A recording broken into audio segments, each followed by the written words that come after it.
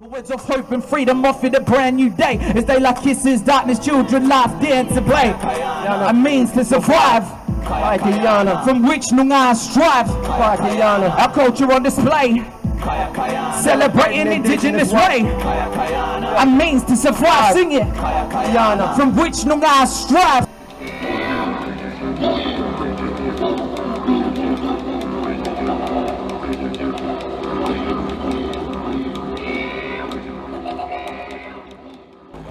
We want some young, strong Nyunga Marmans to come forward because we want your help in this historical thing that we want to do here. So if you feel powerful and strong as a young black man today, please come forward to the stage now. Just before Robert comes up to speak, we want to do something really historical and important. You're all welcome to walk through, not just only the non-Indigenous. Indigenous, First Nations, everyone's welcome to walk through.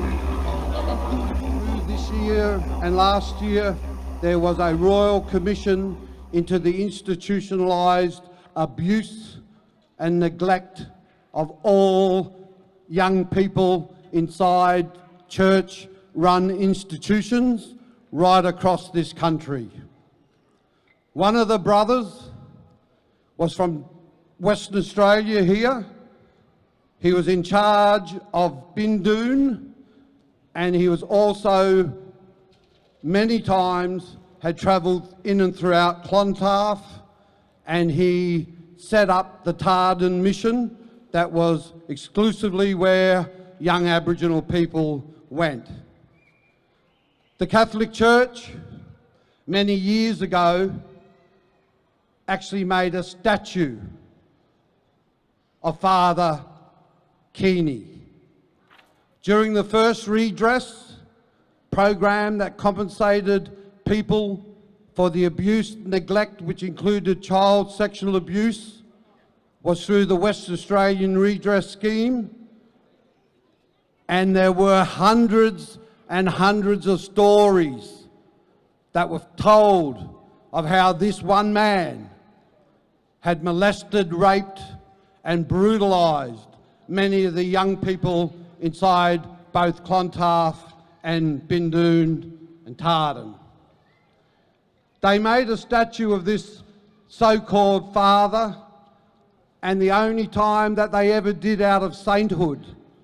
Every statue that the Catholic Church has are of people to whom have created, as they say, miracles and are known as saints. This was a living man in which they made this particular statue of this monster known as Father Keeney, who brutalised so many young people that they had found in the end part of their life were incarcerated throughout the prisons of this country and had taken their lives because they no longer could live with the guilt, the shame that this monster had inflicted on them. And I've had this statue for many, many years at Dumbarton, our cultural centre, our cultural hub, our camp, and I knew that one day we'd be in the right place and time to put him and to bring him back to where he belongs, to the fire of hell.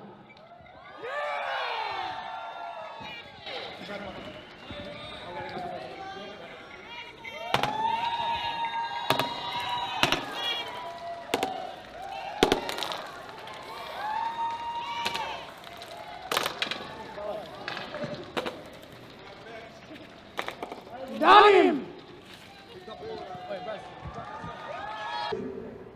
Shame!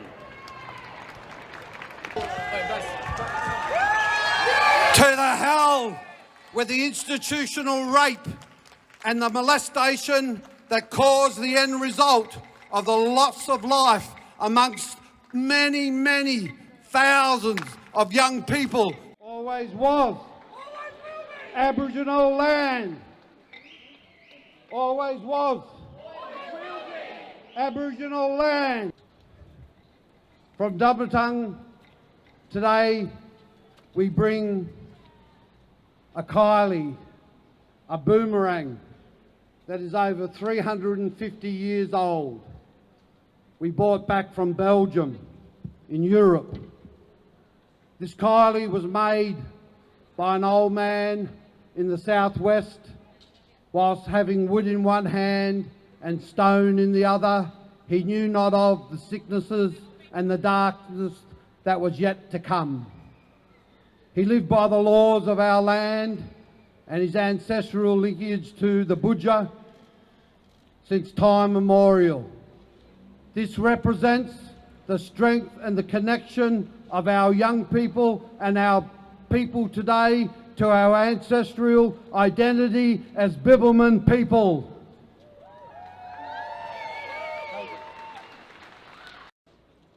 When Charles Fremantle anchored the HMAS Challenger in Bathers Beach and entered onto Bibbulmun land, our people became known as the people of the chains and the people of the shackles.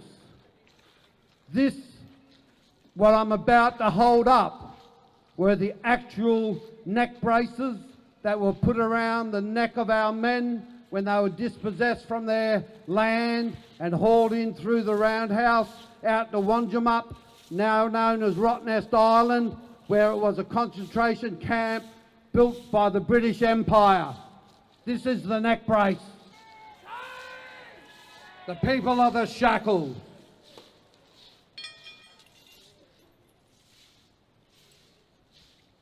Our people were enslaved into this, the ball and chain.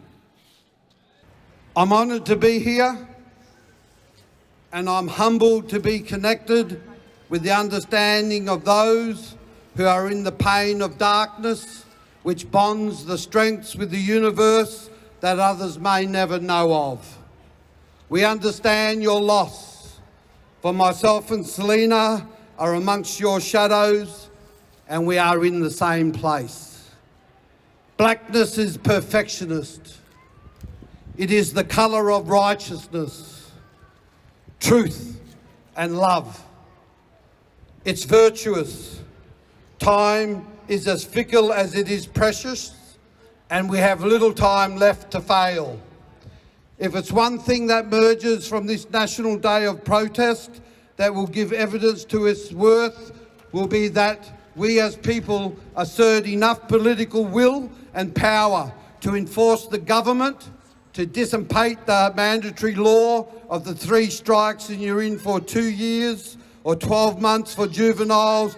This law must be immediately revoked and disengaged from the judiciary laws forever.